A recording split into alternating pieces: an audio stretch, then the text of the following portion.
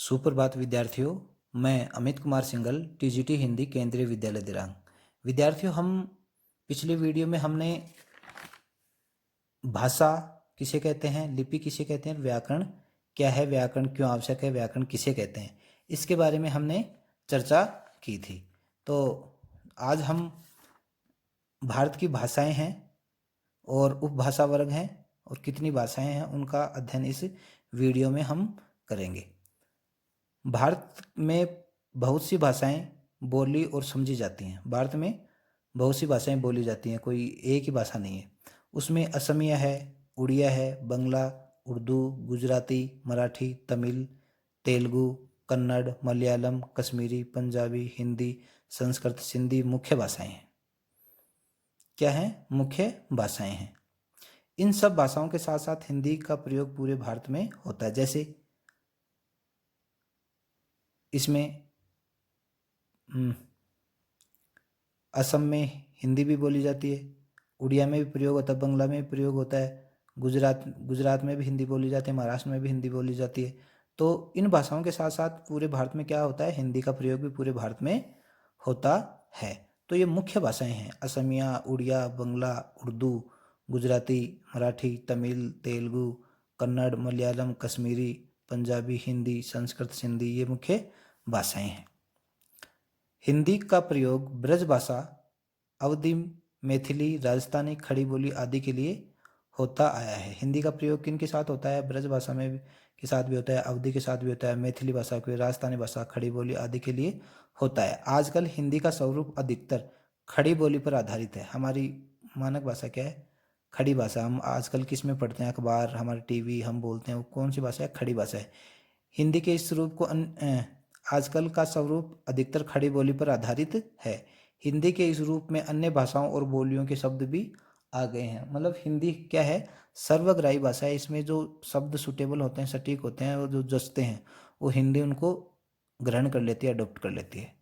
हिंदी का मानक रूप खड़ी बोली हिंदी के रूप में विकसित हुआ है। हिंदी का मानक रूप कौन सा है? खड़ी बोली हिंदी। कौन सा? खड़ी बोली हिंदी, जो दिल्ली, हरियाणा, राजस्थान के आसपास का, मेरठ के आसपास का क्षेत्र, इनमें खड़ी बोली बोली जाती है। इस मानक रूप में उच्चारण, वर्तनी, शब्द भंडार और व्याकरण के स्तर पर एक रूपता आ गई है। देखिए जिस व्याकरण में नियमों में एक रूपता आ जाती है, उच्चारण में, वर्तनी में, शब्द भंडार में, व्याकरण के स्तर पर एक रूपता आ जाती है, तो वह मानक भाषा बन जाती है। और हमारी मानक भाषा क्या है? खड़ी बोली हिंदी है। अब हिंदी को भारत की राजभाषा कब बनाया गया? 14 सितंबर 1949 को हिंदी को भारत के संविधान में राजभाषा के रूप में स्वीकार किया गया है। हिंदी को किस भाषा के रूप में स्वीकार किया गया है?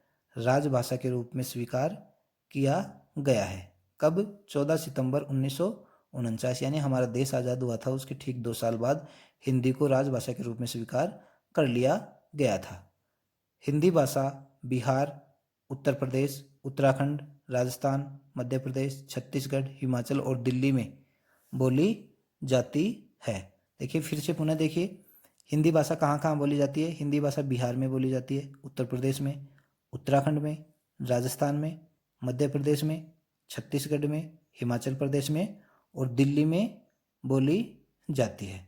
तो 14 सितंबर 1949 को हिंदी को भारत के संविधान में राजभाषा के रूप में स्वीकार किया गया। इसलिए हम भी केंद्रीय विद्यालय दिरांग में प्रति वर्ष हिंदी पखवाड़ा बनाते हैं। 1 सितंबर से 14 सितंबर तक हम हिंदी पखवाड़े का आयोजन करते हैं, जिसमें कविताएं हैं, गायन है, नृत्य है, भाषण है, वाद विवाद प्रतियोगिताएं, निबंध लेखन है, आदि प्रतियोगिताएं इसमें होती हैं। किसमें?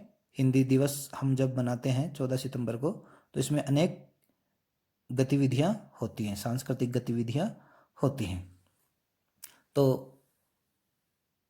बोली जाती हैं। इन राज्यों को हिंदी भाषी क्षेत्र कहा जाता है। किन किन राज्यों को हिंदी भाषी किन किन को कहा जाता है? बिहार, उत्तर प्रदेश, उत्तराखंड, राजस्थान, मध्य प्रदेश, छत्तीसगढ़, हिमाचल प्रदेश और दिल्ली में ये हिंदी भाषा बोली जाती है। तो इन इन राज्यों को क्या कहते हैं? हिंदी भाषी क्षेत्र कहते हैं। इस पूरे हिंदी भाषी क्षेत्र में 18 बोलियां बोली जाती हैं। कितनी बोलियां बोली जाती हैं? 18 बोलियां जाती हैं, जिन्हें 5 वर्गों में बांटा गया है। देखिए पहले तो पूर्वी हिंदी है, वो पूर्वी हिंदी कौन कौन से क्षेत्र में बोली जाती है। पूर्वी हिंदी के अंतर्गत कौन कौन सी बोलियाँ आती हैं। ये 5 भाषाएं हैं हमारी। पूर्वी हिंदी है, पश्चिमी हिंदी है, बिहारी हिंदी है, राजस्थानी हिंदी है, पहाड़ी हिंदी। ये 5 प्रकार की हिंदी है। तो इसमें पूर्वी हिंदी के अंतर्गत कौन सी बोली आती है, पश्चिमी हिंदी के अंतर्गत कौन सी बोली आती है, बिहारी के अंतर्गत कौन सी बोली, राजस्थान हिंदी के अंतर्गत कौन सी बोली और पहाड़ी हिंदी के अंतर्गत कौन सी बोली बोली जाती है, वो इस पाठ में हम देखेंगे। अब पूर्वी हिंदी कहाँ कहाँ बोली जाती है। पूर्वी हिंदी में कौन कौन सी बोलियाँ हैं। अवधी, बघेली, छत्तीसगढ़ी। बघेलखंड, छत्तीसगढ़, अवधी, यूपी का कुछ इलाका है, वहाँ ये भाषाएं बोली जाती हैं। तो पूर्वी हिंदी में कौन कौन सी बोलियाँ शामिल है। अवधी, बघेली, छत्तीसगढ़ी। अब है इसके बाद में पश्चिमी हिंदी। पश्चिमी हिंदी के अंतर्गत कौन कौन सी बोलियाँ, ये महत्वपूर्ण है। पश्चिमी हिंदी, इसमें खड़ी बोली है। देखिए हिंदी पूरी प्योर हिंदी बोली जाती है। ब्रज भाषा है, हरियाणवी है, कन्नौजी है, बुंदेली है। ये इसकी बोलियां हैं। कैसी है। पश्चिमी हिंदी के अंतर्गत खड़ी बोली भी बोली जाती है। ब्रज भाषा का मथुरा और धौलपुर का क्षेत्र है, आगरा का क्षेत्र है, उसमें ब्रज भाषा बोली जाती है। हरियाणा में हरियाणवी बोली जाती है। कन्नौजी एमपी में, यूपी में बोली जाती है। बुंदेली बुंदेलखंड में बोली जाती है। तो ये बोलियां हो गई। अब है बिहारी हिंदी। अब बिहारी हिंदी में कौन कौन सी भाषाएं हैं। मगही, मैथिली, भोजपुरी। मैथिली मिथिला क्षेत्र, मिथिलांचल में बोली जाती है। भोजपुरी है, भोजपुरी तो काफ़ी फेमस प्रसिद्ध भाषा है। मगही, मैथिली, भोजपुरी। तो बिहारी हिंदी के अंतर्गत कौन कौन सी बोली आ गई। मगही, मैथिली, भोजपुरी। अब राजस्थानी हिंदी के अंतर्गत, राजस्थानी हिंदी के अंतर्गत कौन कौन सी हिंदी आती है। जयपुरी हिंदी, मारवाड़ी हिंदी, मेवाती। देखो मारवाड़ जोधपुर के, जोधपुर पालीवाला आसपास का क्षेत्र है। मेवाती कौन सा है, उदयपुर। मेवाती कौन सा है, डूंगरपुर, बांसवाड़ा। और मालवा, मालवी भाषा बोली जाती है टोंक के आसपास। तो राजस्थान हिंदी के अंतर्गत कौन कौन सी बोलियाँ, जयपुरी है, मारवाड़ी है, मेवाती है, मालवी है। ये बोलियाँ बोली जाती है। पहाड़ी हिंदी के अंतर्गत कौन कौन सी बोलियाँ बोली जाती है। हिमाचली, हिमाचल पहाड़ी प्रदेश है। कुमाऊनी, कुमाऊनी ये भी पहाड़ी प्रदेश है। गढ़वाल भी पहाड़ी प्रदेश है। तो 3 बोलियाँ बोली जाती हैं पहाड़ी हिंदी में, हिमाचली, कुमाऊनी, गढ़वाल। तो ये भाषाएं थी।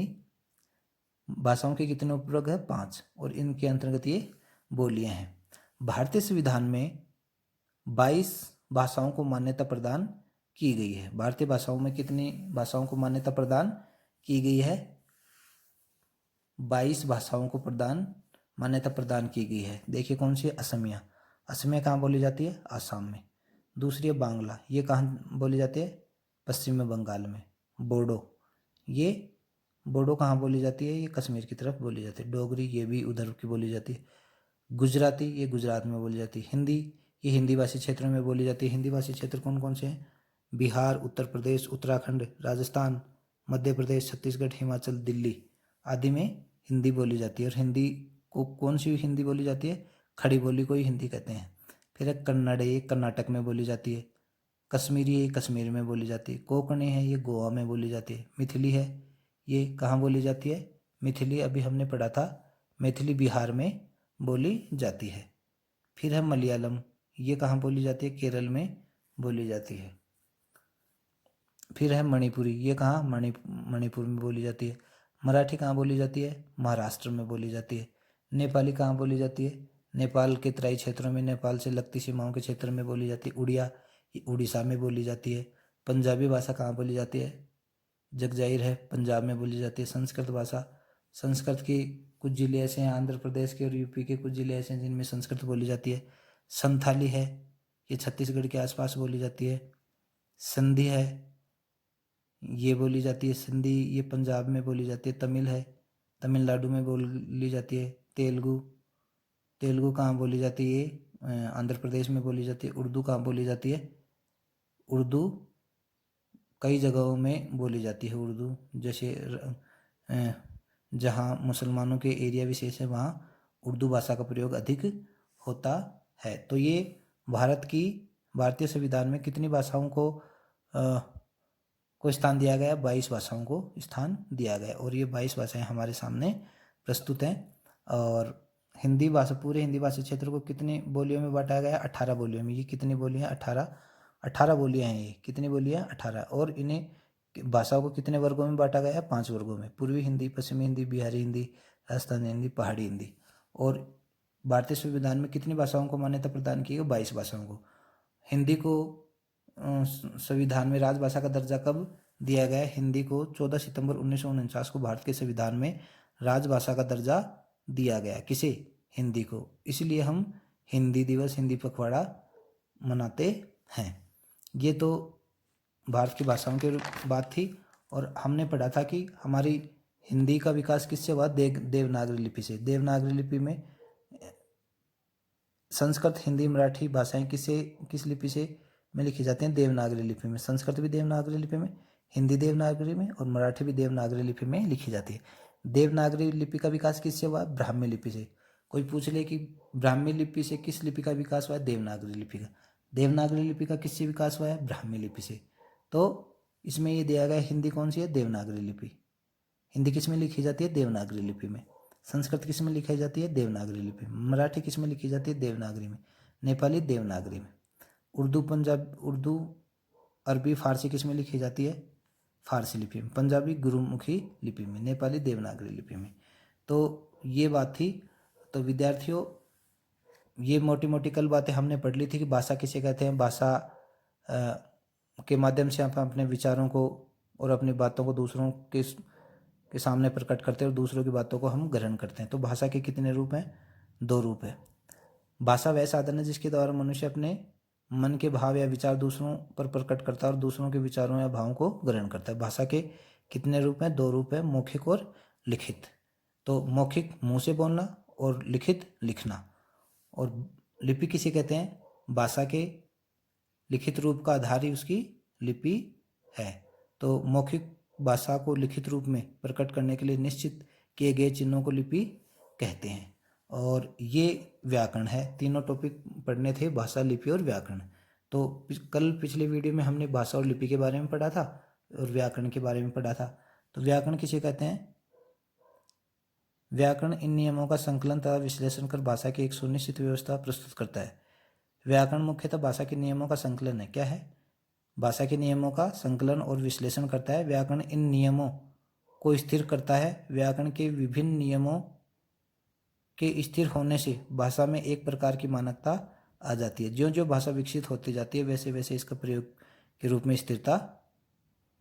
इसके प्रयोग स्थिर होते जाते हैं। तो आशा है कि ये वीडियो आपको ज़रूर पसंद आया होगा। तो सभी विद्यार्थी अपने ज्ञान को बढ़ाने के लिए भाषा किसे कहते हैं, लिपि किसे कहते हैं, व्याकरण किसे कहते हैं, और भारत में कितनी भाषाएं बोली जाती हैं, भारत की भाषाओं के कितने उपवर्ग है, कितनी बोलियां हैं, ये सब इस वीडियो में आपको पढ़ने को मिलेगा। तो आप सभी विद्यार्थी ध्यानपूर्वक इस वीडियो को देखिए और अपना नॉलेज बढ़ाइए, अपने ज्ञान को बढ़ाइए। धन्यवाद।